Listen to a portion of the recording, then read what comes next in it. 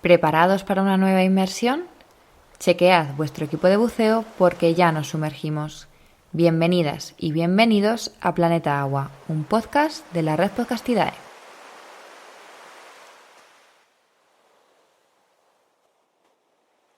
Hoy, en Planeta Agua, nos vamos hasta las aguas del Golfo de Vizcaya para hablar con Xavi Mina, licenciado en Ciencias del Mar, fotógrafo y cámara de naturaleza, además de profesor y con una larga trayectoria en el estudio de ecosistemas marinos y sus recursos.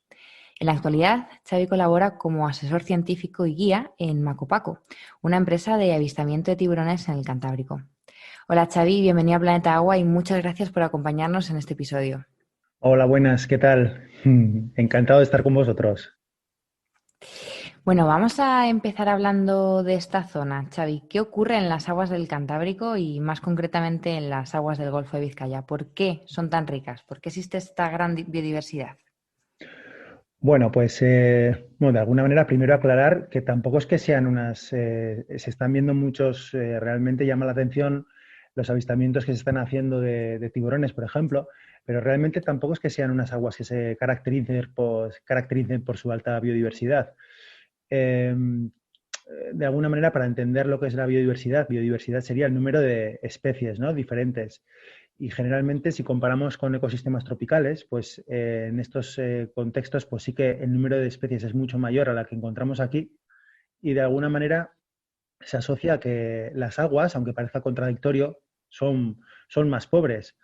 A nivel evolutivo, pues unas aguas en las que los nutrientes son escasos implica que las especies han tenido que, para entendernos, de alguna manera buscarse la vida y desarrollar diferentes estrategias para adaptarse. Y esta adaptación a unos entornos pobres pues ha hecho que haya una gran especiación que se traduce en un elevado número de especies.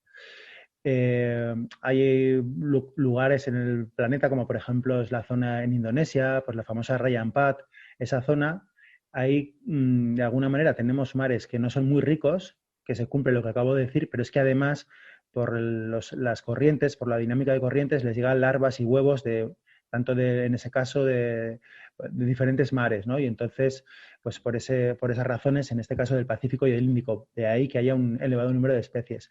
En nuestro caso, pues no son aguas que se caractericen por un elevado número de especies, pero sí que es verdad que han sufrido menos que otros océanos, como por ejemplo igual el Mediterráneo, ¿no? Y por ello hay una biomasa importante, aunque el número de especies tampoco es que sea muy llamativa. Una cosa llamativa de nuestras aguas, en concreto del Golfo de Vizcaya, es que, bueno, si me enrollo mucho me cortas, ¿eh? No te Eh, preocupes, es todo lo que que, quieras. vale, es que de alguna manera ocurre que en la época de verano, pues hay una recirculación de las aguas y las aguas en el Golfo de Vizcaya se quedan un poquito aisladas de la dinámica general de las aguas del Atlántico y eso hace que haya de alguna manera un mayor calentamiento que en aguas adyacentes.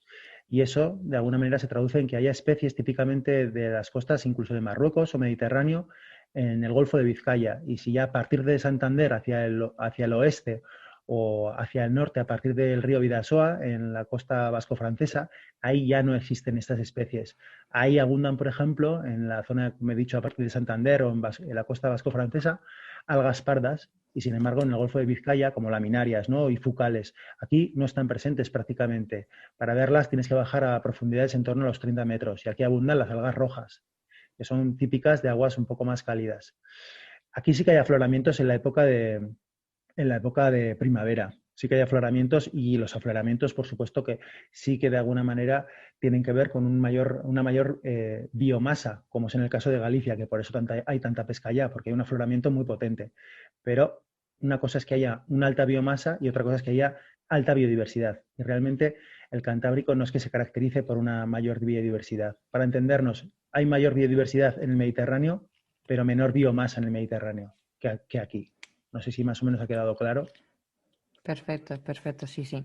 Y bueno, y estas aguas de las que nos hablas, ¿cómo las podríamos caracterizar? Me refiero, ¿qué rango de temperaturas encontramos a lo largo del año? ¿Turbidez, profundidad? Vale. Bueno, pues por ejemplo, en cuanto a las temperaturas, pues eh, por ejemplo, ahora en verano, pues las temperaturas superficiales son bastante elevadas, en torno a los 22 grados. Lo que pasa es que en torno a los 10-15 grados hay una termoclina estacional que aparece en la época de primavera y a partir de la cual en muy pocos metros baja muchísimo la temperatura. Y luego a unos, bueno, por ejemplo, el otro día estuvimos, bueno, a unos 30 metros hay una termoclina que es permanente, que siempre está. Para que os hagáis una idea, hace 3 semanas así estuvimos buceando, bueno, esto para los que lo bucean y lo conocen muy bien en esta zona, ¿no? Hacía en superficie unos 22 grados y estábamos a 20 metros, 25 metros y estaba a 14 grados el agua. En cuanto a la turbidez, pues son aguas, podríamos decir, turbias. Tienen que ver con el hecho de que sean aguas, comparativamente con el Mediterráneo, aguas ricas. Por eso el hecho de que haya nutrientes, pues hace que las aguas sean más turbias. Por ejemplo, estos días en aguas abiertas, pues hay mucho plancton y tiene un aspecto un poco lechoso el agua y es debido al... Se ve el plancton, ves un montón de diferentes pequeños organismos que forman parte del plancton. Y bueno, son aguas, en general, la gente que viene del Mediterráneo pues se queda un poco sorprendida de que son muy turbias, ¿no? Por el hecho de ser aguas ricas en nutrientes. Vale. Y si vas al Mediterráneo, son... pues tienes el agua, dime. Ay, perdona. No, te iba a preguntar si No, no, dime, dime. son aguas profundas. Por ejemplo, por comparar, muchas de las Islas Canarias, la cota batimétrica enseguida baja, ¿no? O Sí, sea, muy cerca de la costa, enseguida sí. se alcanzan los 1.000 e incluso 2.000 metros en algunas islas. ¿Cómo es en aquella zona? Bueno, claro, las Islas Canarias son de alguna manera la mayoría de origen, bueno, la mayoría no, son de origen volcánico y por eso son conos volcánicos que muy cerca de costa alcanzan grandes profundidades, ¿no? Hombre, en las islas más Ujú. del este, como es Fuerteventura, Lanzarote y la zona de la Graciosa, sí que hay cierta plataforma y ahí pues hay zonas en las que las aguas son someras también, ¿no? Aquí se caracteriza Ujú. porque tenemos una plataforma continental bastante extensa y el talud, lo que es la gran pendiente que nos lleva a fondos de unos 3.000 y pico metros, está de costa hacia en esta zona, hacia unas 20 millas, o sea, prácticamente casi Ujú. 40 kilómetros, ¿no? Desde costa. Y bueno, en toda la zona de plataforma hasta allá, pues tenemos unos 300 metros de cero a unos 300 metros de profundidad. Vale. Bueno, vamos a hablar ahora de la actividad tan bonita que hacéis. Lo primero, me gustaría preguntarte por qué el nombre de Macopaco. Pues Macopaco, la verdad que eso te lo debería decir quién es el autor del nombre de Macopaco, que no soy yo.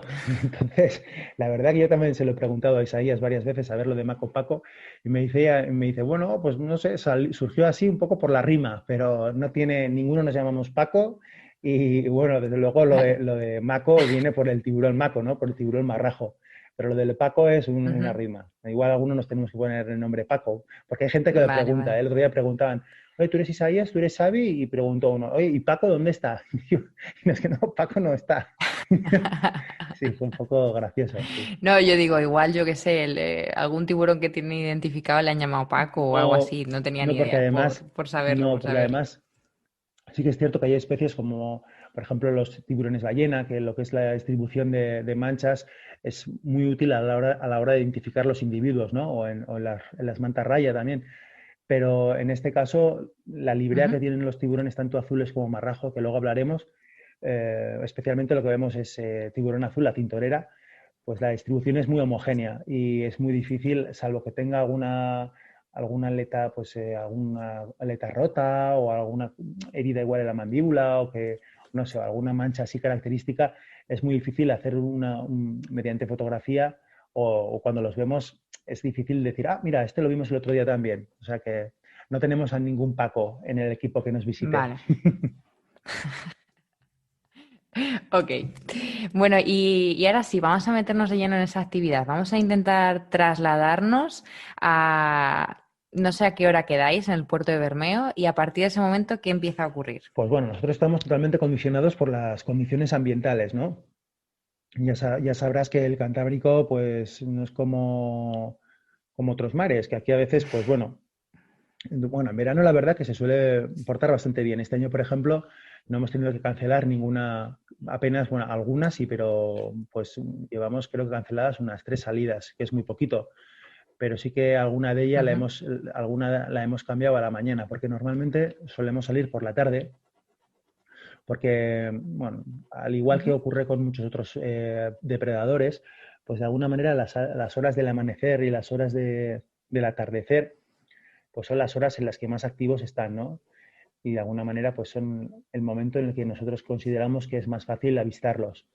Entonces, pues intentamos salir por la tarde, porque la actividad dura unas 5 horas, entonces intentamos salir por la tarde y ujú. regresar pues antes del anochecer. Entonces, durante el verano, pues salimos incluso a las 5 de la tarde para volver casi cuando anochece, 9:30, 10. Y ahora ya pues Ujú. estamos empezando a hacer las salidas pues antes, ¿no? Incluso a las 3.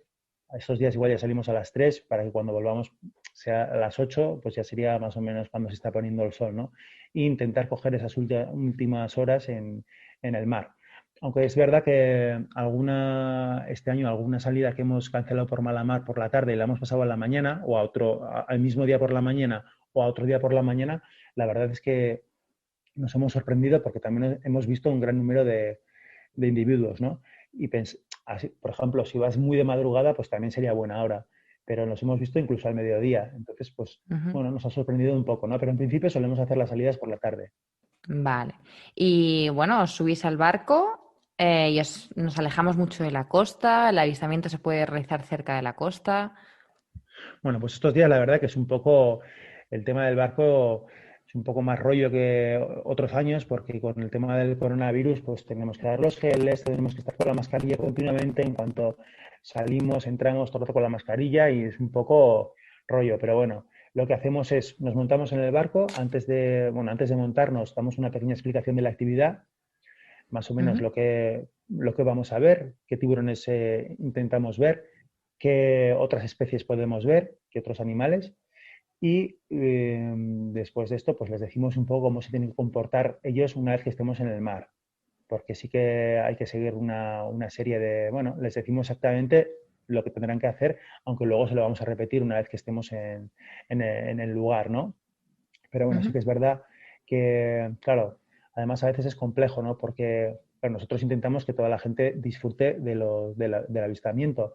Y el avistamiento se hace en el agua, en snorkel, en apnea, cuando estamos con Ujú. gafas y tubo y aletas, ¿no? Entonces, a veces, pues la situación no es tan fácil de gestionar, porque hay gente que viene con unos camarones impresionantes para hacer fotos y hay gente que no.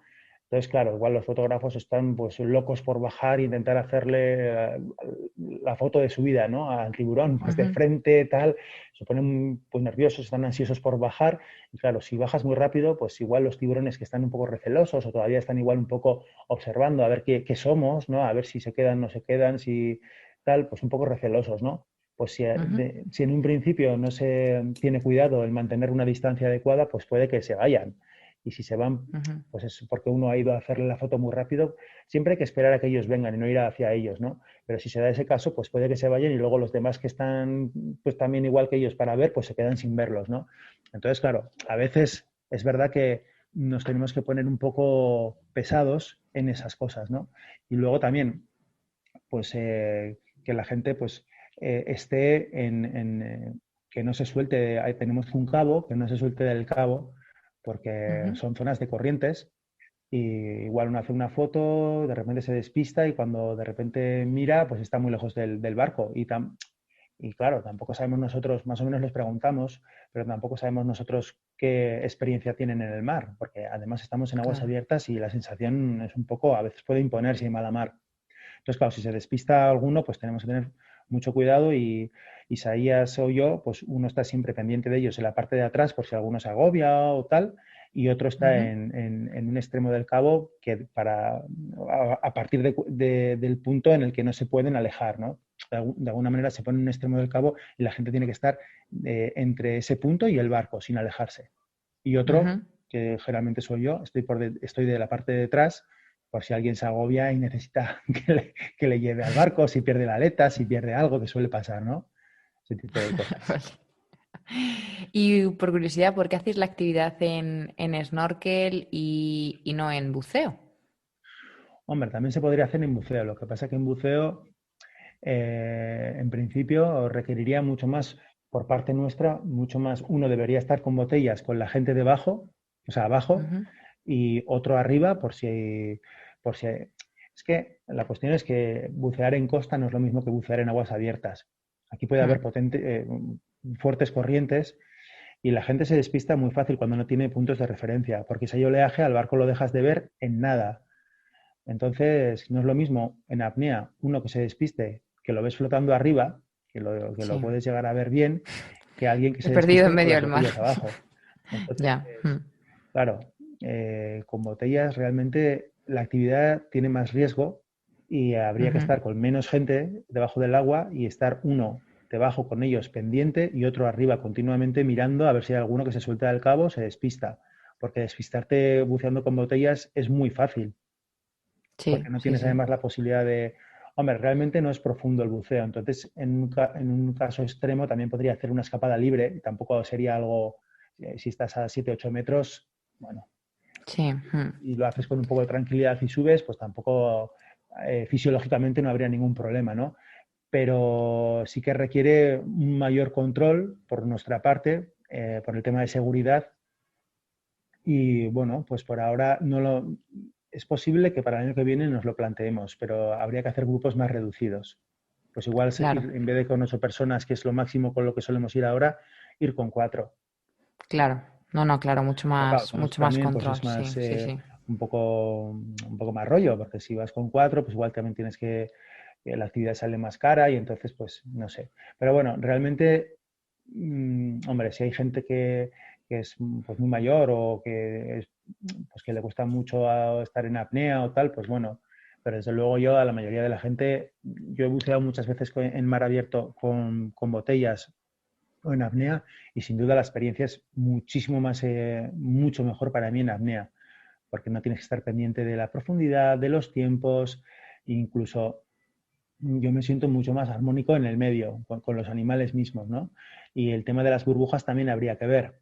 Sí que es Mm. verdad que en muchos sitios se hace buceo con, con tiburones con botella, pero es verdad que pues bueno, son en zonas de arrecife, lo que es continuamente les están dando comida y no es en nuestro caso, porque nosotros lo que hacemos es, la palabra técnica es, bueno, chumear, ¿no? Que se dice. Lo Ujú. que nosotros hacemos es echar sangre, ¿no?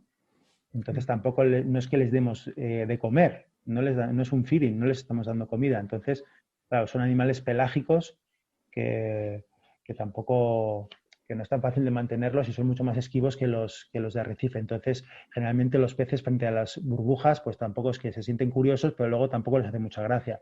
Entonces, no sé, habría que ver a ver cómo funciona. Claro. No, de hecho, hay en lugares que se hacen. En Azores hacen buceo con tiburón. De hecho, yo hice una vez con tiburón azul Ujú. y se quedan, ¿no?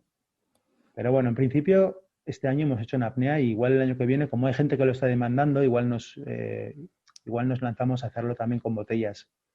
Claro, bueno, pero lo que me has comentado de sentirte más en armonía con el medio, con el tema de la apnea, no eres el primero que me lo dice y de hecho es lo que me ha picado la curiosidad para el tema de la apnea. Yo soy buceadora, pero no apneísta y es que Mm. ya van varias personas que me lo dicen que la sensación es totalmente distinta y bueno, pues como mucho más conectada, ¿no? Con el medio. Sí, al Mm. final estás escuchando de tu respiración, tu cuerpo, con las botellas estás todo el rato escuchando lo que es pues, la botella, estás sí, con una cosa detrás que te pesa, con lo otro estás más libre, ¿no? Mm. Mm. Y entonces, bueno, pues llegamos, estamos en medio del Mm. Cantábrico, Xavi, en medio de la nada, Ujú. rodeados de mar por todos lados, Sí, y sí, hemos llegado al sitio que vosotros consideráis que va a ser bueno para el avistamiento. Bueno, lo primero de todo, ¿cómo sí. habéis localizado este lugar? ¿Por qué este sitio y Bueno, no otro, nosotros, estas coordenadas? sí, realmente nosotros tenemos diferentes puntos, ¿no? Ujú. Que de alguna manera lo que hemos hecho es, pues, analizando bueno, lo que son los fondos, bueno, la estructura o, bueno, las formaciones que hay en la batimetría, de alguna manera, Ujú. pues viendo la batimetría, pues hemos ido probando los lugares que a nosotros, pues nos parecía que podían ser idóneos para la presencia de los animales, ¿no? Ujú. Y bueno, la verdad es que llevamos ya mucho tiempo, muchos años haciéndolo, ¿eh? Y bueno, hemos probado en diferentes lugares y bueno, yo creo que aquí la verdad es que en el Cantábrico hay una biomasa bastante, un número bastante elevado de tintorera, de tiburón azul. Y Ujú. bueno, los sitios que hemos ido probando han ido saliendo. Unos mejor que otros, pero tampoco es que tengamos ahí, mira, pues esto, ahí. Más o menos vamos llevando un poco por nuestra intuición, ¿no? Imaginándonos que somos tiburones donde nos gustaría estar en función de las características del fondo. Pero tampoco es que tengamos ahí una varita mágica. Claro. Y bueno, entonces Ujú. llegáis, paramos el barco y ¿cuál es el siguiente paso? Pues cuando llegamos, le decimos a la gente que estén tranquilos, que va a parar el barco. Por supuesto que antes les habremos dicho que se tomen la biodramina, porque suele haber Cantábrico. movimiento y hay mucha gente que dice, no, no, no, yo nunca me mareo, nunca me mareo.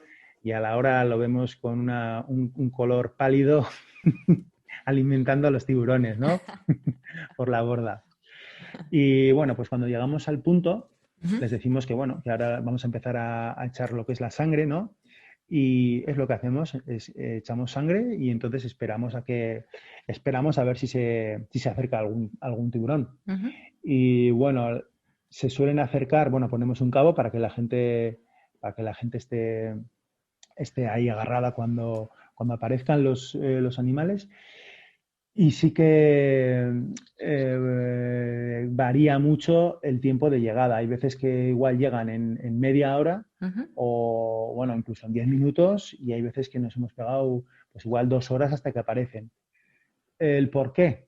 Pues supongo que es porque esos son especies, son pelágicos, pues supongo que es porque cuando han llegado en 10 minutos, porque estarían cerca alrededor y cuando han costado más, pues porque lo que es la sangre, pues ha costado más llegar a donde están, ¿no? Y entonces cuando aparecen, pues primero nos metemos uno de nosotros dos y echamos un vistazo, bueno, vemos un poco a ver cómo está el que ha venido.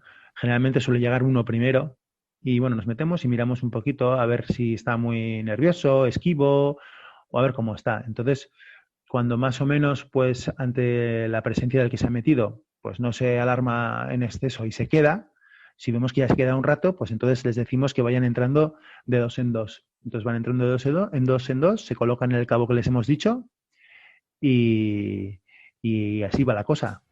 Y a partir de ahí a Y, disfrutar, ¿no? y a partir de ahí, si se queda, a disfrutar. Generalmente cuando viene uno es muy fácil que aparezcan más. Generalmente Ujú. aparecen más.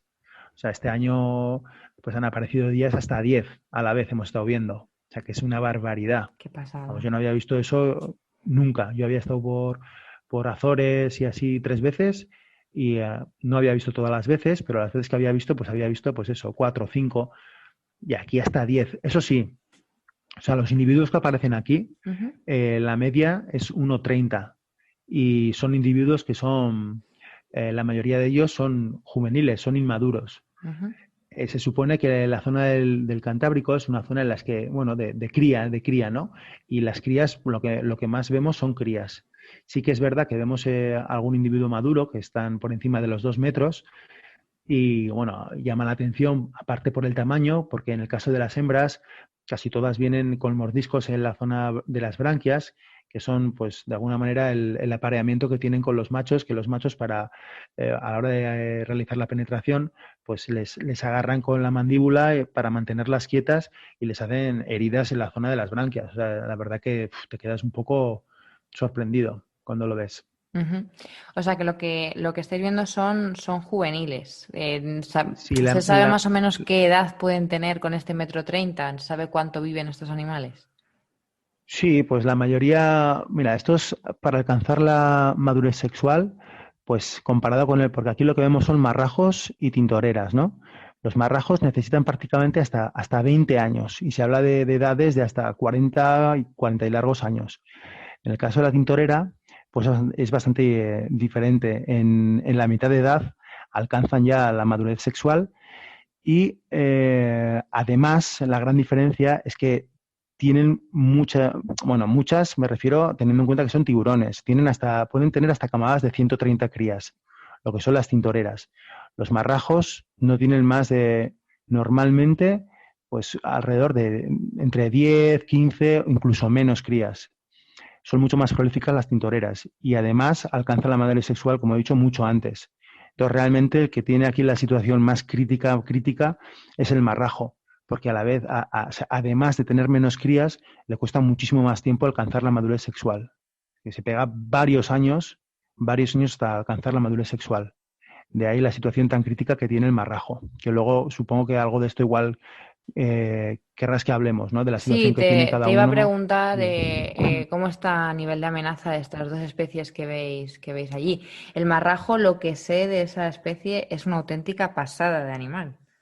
sí, el marrajo a mí me parece alucinante. O sea, el marrajo ahora mismo está considerado el pez más rápido. Son especies, al igual que los atunes, bueno, también en la tintorera, me refiero a los tiburones, pero los tiburones son a nivel evolutivo, o sea, son fósiles vivientes y son una maravilla el nivel de evolución tan, no sé, tan sí, Perfeccionada, ¿verdad? perfeccionado que han alcanzado, ¿no? Aparte, Mm. estos tienen todo, en los morros se les ve perfectamente a la tintorera que se acerca mucho, porque al marrajo se ve raro, ¿eh? Se ve raramente, pero no se acerca como la tintorera.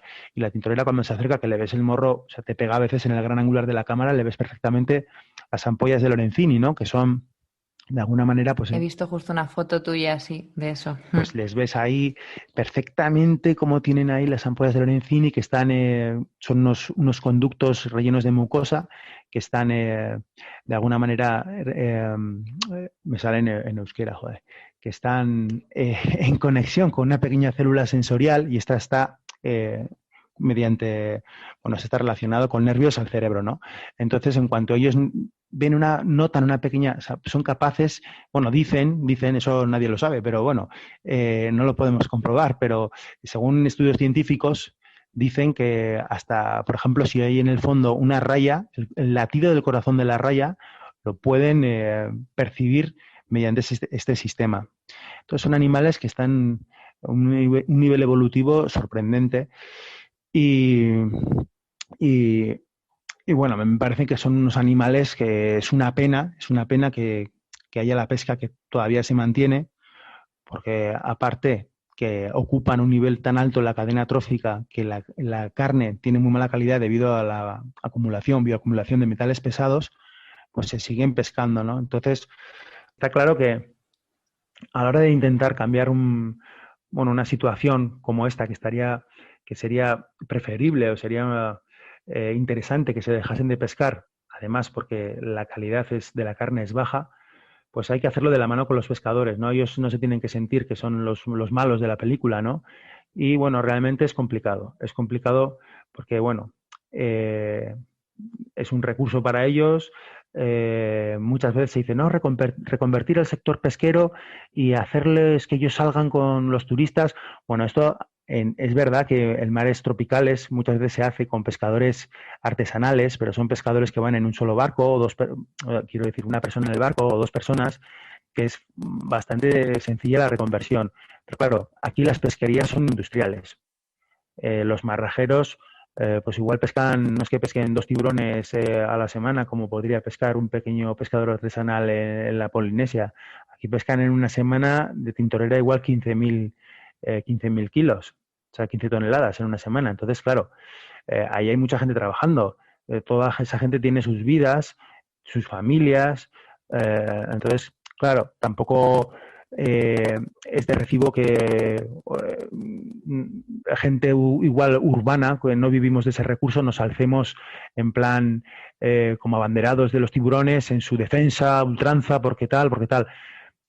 Que hay que, de alguna manera, hay que hacerlo, pero siempre de la mano con los pescadores, porque claro, cada uno tiene su punto de vista y su realidad, ¿no? Entonces en eso hay que ser muy respetuoso y además creo que es la única manera de poder hacerlo bien, ¿no? Involucrar al sector pesquero. Lo que pasa que hay veces que es más complicado cuando está en activo. Otra cosa es, por ejemplo, que haya un marrajero que de repente se jubile el patrón o haya una serie de jubilados entre los pescadores y el patrón y entonces igual pues la licencia de ese barco pues no se renueve, ¿no? Bueno, habría que ver que en este caso habría que hablar con los pescadores, ver qué situación hay, ver cómo podrían estar ellos metidos en todo lo que es el sistema igual de turismo con los tiburones, habría que hablarlo mucho, ¿no? Pero son temas complicados. Claro. Estamos hablando de que mucha gente utiliza ese recurso como forma de vida, no es lo que tú dices, no es algo pues lo quito y punto, o sea, no estamos hablando de dos personas detrás de un negocio, estamos hablando de pesquerías industriales que viven de eso. Entonces, bueno, pues bueno, has contado realmente lo que quería que llegásemos a reflejar y es que ese problema con los tiburones de pesca no ocurre solamente en costas lejanas, eso ocurre también en costas españolas. O sea, la pesca de tiburones es un hecho. Sí, hombre, de hecho, ahora mismo no sé si o sea, España es uno de los mayores pescadores de tiburón, de tiburón azul de Europa. O sea, si no es bueno, ahora mismo no me acuerdo si es de Europa o a nivel mundial, pero bueno, aquí se descarga muchísimo, muchísimo tiburón azul y la carne tiene un valor muy escaso, no hace precio, pero las aletas se mandan, acaban en el mercado asiático como aleteo. Nosotros de alguna Mm, manera también estamos pues muy concienciados con eso, claro, y bueno, apoyamos diferentes empresas que están, o empresas, digo, no, empresas no, diferentes iniciativas ujú. en contra de lo que es el aleteo de los tiburones, ¿no?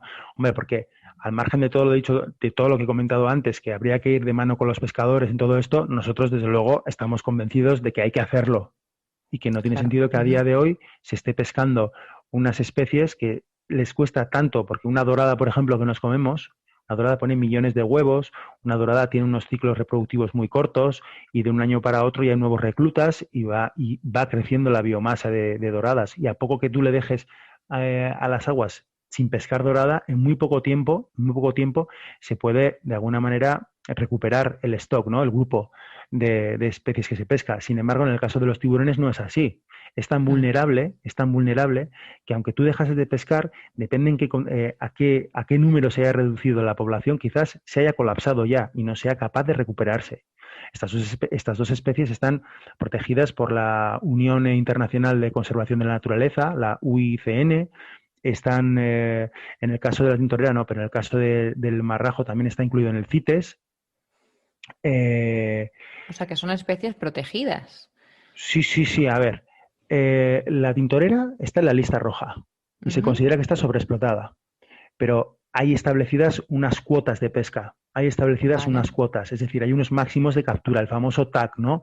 Total Ujú. admisible de captura. O sea que existe unas cuotas que se tienen que respetar de pesca. Entonces, de alguna manera, hay un cuidado sobre esa especie que se considera que es vulnerable, ¿no?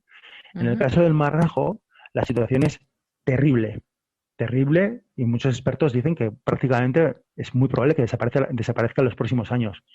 La UICN lo considera que está en peligro de extinción. En el 2019 se incluyó en el CITES, que es la Convención de Comercio Internacional para las especies amenazadas de fauna y flora silvestre, pues se introdujo en el CITES en el 2019, pero es que además la gente que estaba en la ICAT, que la ICAT es una comisión que se dedica a la gestión del atún en el Atlántico, pero también, además del atún, también gestiona lo que es los peces espada y lo que es los tiburones, pues la parte de los científicos que estaban en la ICAT están convencidos, algunos de ellos, de que incluso se debería cerrar la pesquería del marrajo, porque la situación es francamente mala.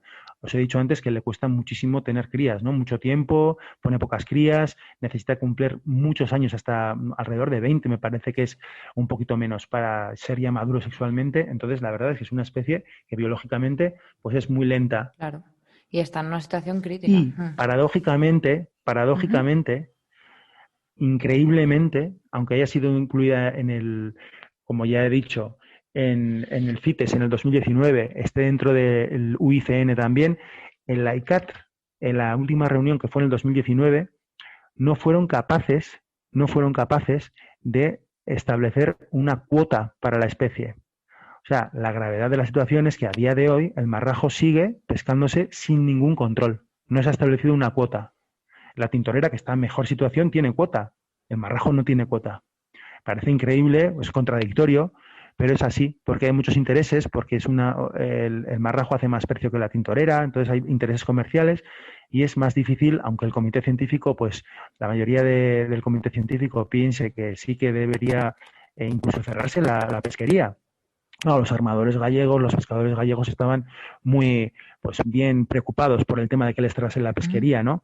Pero bueno, al final, pan para hoy, hambre para mañana. O sea, tú lo que no puedes hacer es pescar, tienes que gestionarlo, Claro. tienes que gestionar. Aquí en el País Vasco hay casos eh, maravillosos, ejemplos maravillosos de una gestión adecuada de los Ujú. stocks, ¿no? Por ejemplo, aquí ASTI, una empresa que se dedica, una fundación que se dedica a hacer lo que es la gestión de los recursos pesqueros, pues junto con los armadores, con los Ujú. pescadores, pues bueno, decidieron establecer unas cuotas máximas de captura para la anchoa, que estaba pasando una muy mala racha hace ya unos años, pues 7, 8 años habláramos así.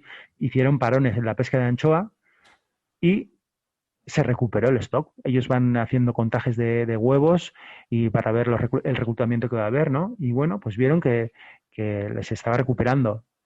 E incluso cuando empezaron a pescar, pues la cantidad que pescaban la dilataban un poco en el tiempo para que el precio de mercado no bajara, ¿no? Y entonces, pues es un ejemplo para mí muy bueno de que se puede hacer, yo no digo que no se pesque, quizás en el caso del marrajo sí se debería dejar de pescar por lo mal que está, por la falta de escasez de datos que hay y por lo mal que está el stock, que podría ser incluso reversible, ¿no? Pero en el caso de la tintorera, pues bueno, yo no digo que no se pesque, se debe pescar respetando unas cuotas. Pero todo esto es muy complicado, porque claro, tú cuando pones un anzuelo en un palangre, tú con ese tamaño de anzuelo no controlas lo que te va a caer. Aquí, bueno, tortugas no tenemos, pero claro, te puede caer una tintorera, te puede caer un tiburón zorro, te puede caer el, el marrajo. Entonces, discernir lo que va a entrar en el palangre, pues es imposible seleccionar eso, ¿no? Incluso te entra el Lamanasus, el cailón, que tiene un mayor nivel de protección, que de hecho no se puede pescar, se pesca. Y claro, cuando se pesca y te entra en el anzuelo, si el anzuelo lleva una noche puesto, el animal igual ya está Claro. muerto. Entonces, claro, es muy difícil controlar la pesquería, porque realmente igual se están pescando y no se está pescando, no se está pescando, pero realmente se está subestimando la pesca porque sí que realmente se está pescando, ¿no? Y se está echando muerto al mar. Entonces, bueno, es difícil, es difícil ponerse de acuerdo Es- en una especie que además tiene un carácter migratorio, ¿no?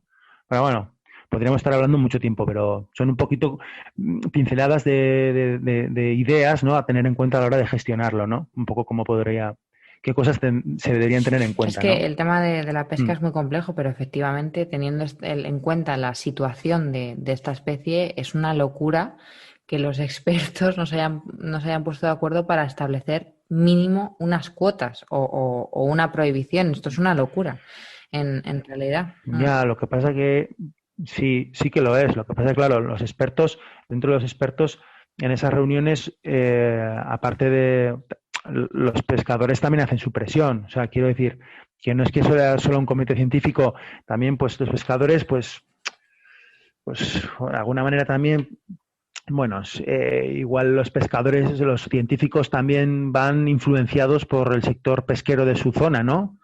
Entonces, no se mantienen en una pureza científica muchas veces. Hay influencias y hay presiones por parte de los pescadores, que claro, ellos también están mirando por su familia, pero realmente hay situaciones en las que la naturaleza es clara. Y si tú no dejas de pescar marrajo, pues no lo vas a volver a pescar nunca o jamás. Y entonces, pues ahí, ya sé que las situaciones pueden ser duras, difíciles, pero es que la naturaleza ahí se impone. Entonces, si no te adelantas a ello, ella va a ser totalmente implacable y va a desaparecer la especie. Entonces hay casos en los que es así. Y el sistema se colapsa, es así, Claro, claro. el problema de las especies es cuando el colapso de las especies viene cuando te vienen mal dadas por diferentes. Si, por ejemplo, se está haciendo una pesquería excesiva, eso ya es una razón, un año y al Ujú. otro año también. Y es que además luego hay unas condiciones climáticas que repercuten en una mala. Imagínate que ese año pues hay poca procreación, pues cuando te vienen mal dadas Ujú. de tres direcciones diferentes, pues puede ocurrir el colapso de una especie, ¿no? Claro. Y bueno, a nosotros nos sorprende que estemos viendo igual en la descarga, en las descargas tanta cantidad de azul, de tiburón azul, y luego ir a la mar y que nos aparezcan 10 bichos, pues nos da idea de lo generosa que es la naturaleza, ¿no? Y de la capacidad que tiene de regeneración. O sea, yo me imagino, o sea, sería increíble que, por ejemplo, no hubiese ningún marrajo en la costa, en esta costa hubiese una zona de exclusión de pesca. ¿Cómo podría recuperarse, ¿no? La especie? Porque la naturaleza, en cuanto le dejas, es una pasada cómo se regenera, ¿no? Deja siempre sin palabras. La naturaleza tiene la capacidad de dejar sin palabras. Oye, Xavi, nos has dicho que el marrajo se caracteriza por ser una especie migratoria. ¿Qué se sabe de estas migraciones o qué nos puedes contar? Pues mira, si te digo la verdad, no hay mucha información. Yo me suelo mirar, pues, de vez en cuando a ver si hay algún nuevo alguna nueva publicación sobre estos animales, ¿no? Y bueno, claro, hay que, por ejemplo, si tú miras para temas de atunes, como el atún tiene un valor comercial y hay muchísimas más flotas implicadas en su pesca, porque además hay más cantidad, pues hay muchísima información y está muy detallada, si es un stock independiente o hay una mezcla con el stock igual del Atlántico Este, del Atlántico, estoy pensando, por ejemplo, ahora en el atún rojo, ¿no? Si se mezcla el stock del Atlántico Noreste con el del Noroeste, o si son poblaciones independientes, pues hay mucha información sobre ello. Y para los atunes, pues hay poco, pero bueno, lo que está claro es que son grandes migratorios. Para el caso del tiburón azul, pues se le supone que la zona de cría estaría al norte de las Canarias y entre el estrecho de Gibraltar, y luego pues se mueven hasta la zona oeste, hasta el Norteamérica, a la costa este de Norteamérica, y luego pues por Azores también, y luego pues lo que son juveniles se mantienen sin migrar en esta zona, y luego ya harían más grandes migraciones.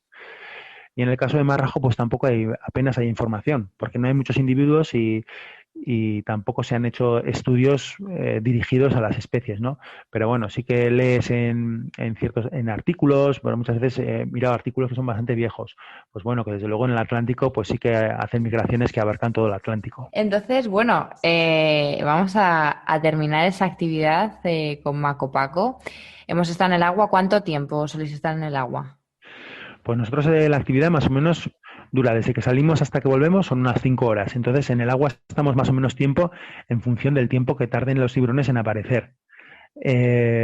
Si se aparecen y se quedan ahí, pues prácticamente hasta que se mete el sol estamos. O vemos el sol meterse a la que estamos volviendo y todos mirando a ver si vemos el rayo verde así a la vuelta. Hombre, hay veces que pues que la gente igual pues han aparecido pronto y llevamos 3 horas con los tiburones en el agua y nosotros nos quedamos hasta que la última persona que viene pues se sube al barco, ¿no? Y cuando ya se suben todos al barco, pues igual nos quedamos nosotros haciendo alguna foto y luego ya pues nos subimos y nos volvemos. Pero en principio, pues depende del día, pero de media yo creo que pues 2 horas, muchas veces estamos 2 horas con los tiburones en el agua. Y bueno, ya nos has dado pistas, ¿no? Que son, pueden ser más esquivos, pueden ser más curiosos, pero lo que nos ha quedado claro con lo que nos has contado es que no son un peligro potencial para nosotros. Siempre hay que tener cuidado, son animales salvajes, pero que la imagen esta terrible que hay de la sociedad, ¿no? Que tiene la sociedad de los tiburones, no es así, ¿no? Yo, la verdad es que a veces me sorprende la influencia que pudo tener la película de Tiburón, ¿no? Porque la gente tiene con los tiburones una obsesión. Yo cuando en clase igual comento o pongo un vídeo igual de algún tiburón, todos, ay, pero tú estabas ahí, pero tú estabas en el agua y no te atacaba, no te... Madre mía, ¿pero tú crees que un tiburón come humanos? Un tiburón no come humanos. O sea, un tiburón, si tú, por ejemplo, abres el frigorífico un día y lo ves lleno de musgos y de líquenes, pues la verdad que no te gustaría ponerte un plato de líquenes con bellotas, ¿no? Pues para el tiburón es lo mismo. O sea, nos puede ver a nosotros, pero nosotros no somos parte de su dieta. Podría darnos un mordisco si se equivoca, siempre que haya un accidente y se haya hecho alguna negligencia, por decirlo de alguna manera. Los tiburones no estamos en su dieta. Estos se alimentan de pequeños pelágicos, caballas, verdeles, chicharro, bueno, en ocasiones, si son especies grandes, pues pueden cazar otro tipo de animales, incluso delfines, tal, pero no es lo común. Lo común es que, bueno, atunes también. Y entonces esto es su dieta. Cuando se oyen lo de los ataques, tal, generalmente suelen ser cuando ocurre, por ejemplo, si hay un tipo que está haciendo surf y a la vez también hay tortugas marinas y los tiburones se alimentan de tortugas marinas, por ejemplo el tiburón tigre, pues claro, si ven desde abajo lo que es el tipo, lo que es la silueta de la persona con las dos patas que sobresalen de la tabla y los dos brazos, pues realmente tiene un cierto parecido con una tortuga. Entonces igual sube y le da un mordisco. Pero claro, es una confusión, porque generalmente cuando ocurre eso y le muerde, lo que pasa, claro, si te muerde un tiburón de 4 metros, pues de un mordisco igual, pues te puede quitar un brazo. Y entonces, pues esa persona podría morirse desangrada. Pero realmente el tiburón no va, generalmente no se va a tragar el brazo porque no le gusta. Lo que pasa es que, bueno, a ver, a veces se encuentran y dicen, han encontrado en el estómago un tiburón, pues ha sido como un bocado tragado directamente, pero no va a seguir mordiendo porque no le gusta. Por ejemplo, también hay... Es algo totalmente anecdótico, o sea, Eso la imagen es, que tenemos de un sí, tiburón persiguiendo a alguien debajo del sí, agua y sensacionalista. destrozándolo y devorándolo vivo, eso no Eso es existe. sensacionalista total. O sea, igual en una zona de Sudáfrica, pues ven imagínate, una persona pequeña bajita haciendo apnea al lado de unos lobos marinos, pues podrían darle un mordisco y tampoco se lo Claro. comerían, pero claro, es anecdótico. El otro día estaba mirando era curioso porque mencionaba el número de ataques de muertos por tiburón al año y lo comparaba con muertos por ataques de perro, muertos, pues ya no te digo por mosquitos, ¿no? Por el tema de la malaria o dengue o, bueno, por otro tipo de cosas que, sin embargo, ves un mosquito y nadie se asusta y comparativamente un mosquito o un perro causa muchas más muertes que un tiburón al año, muchas más muertes. Entonces, pues eso, la película de tiburón, Y luego la pues prensa también. La prensa sí, también a día de hoy sigue haciendo muy mala fama, que ya no tiene ningún sentido.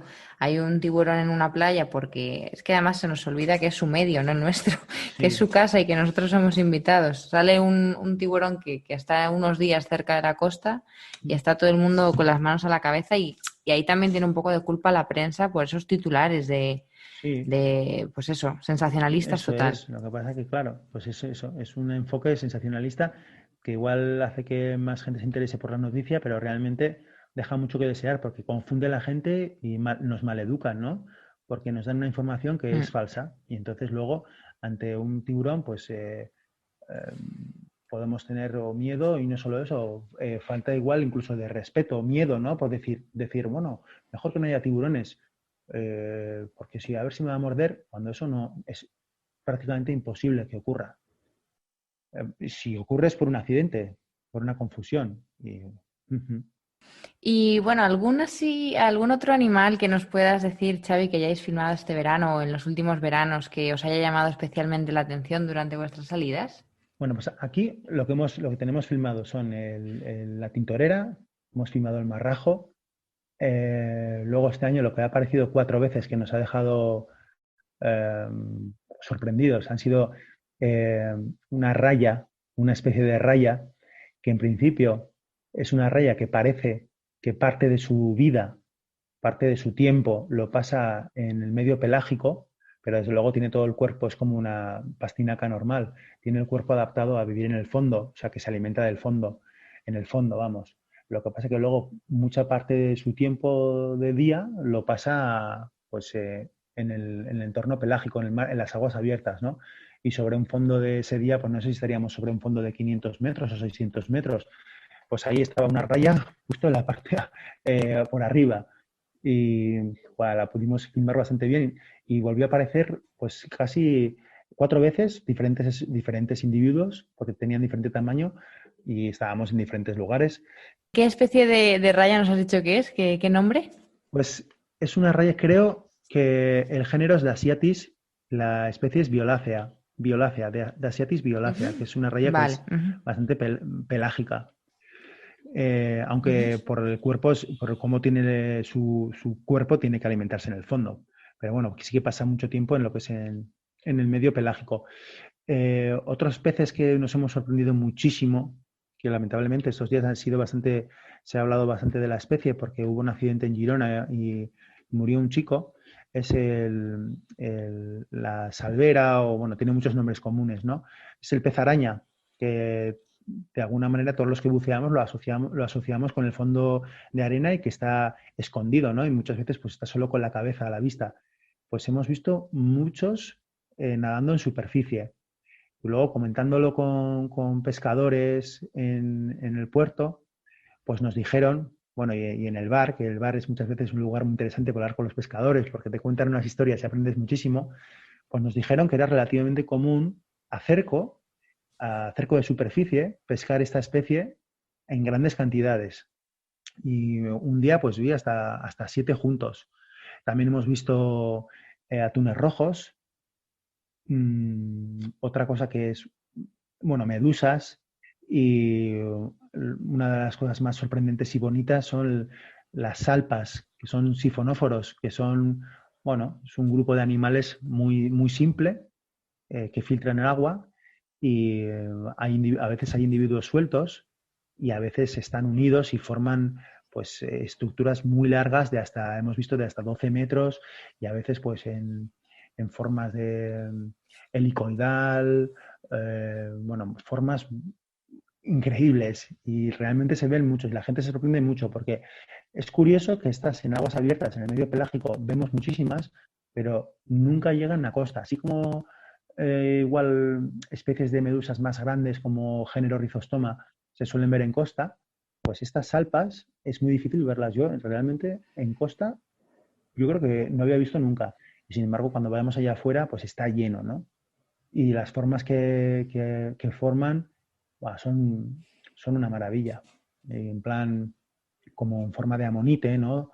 En todo, como caracolas, ¿no? Y son todo individuos, son colonias realmente, porque cada individuo son colonias porque son diferentes individuos juntos, ¿no? A cada uno le ves pues órganos y le ves, pues bueno, cómo va filtrando, cómo entra agua por un sitio y entra y sale por otro lado, ¿no? Es una pasada.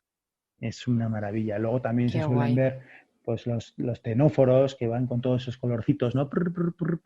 Eh, el medio pelágico es tan desconocido como maravilloso, ¿no? A mí me parece, o sea, estar en el azul expectante, a ver qué te va a parecer, bueno, para mí es una sensación, buah, una pasada, es una gozada, que vamos, te engancha.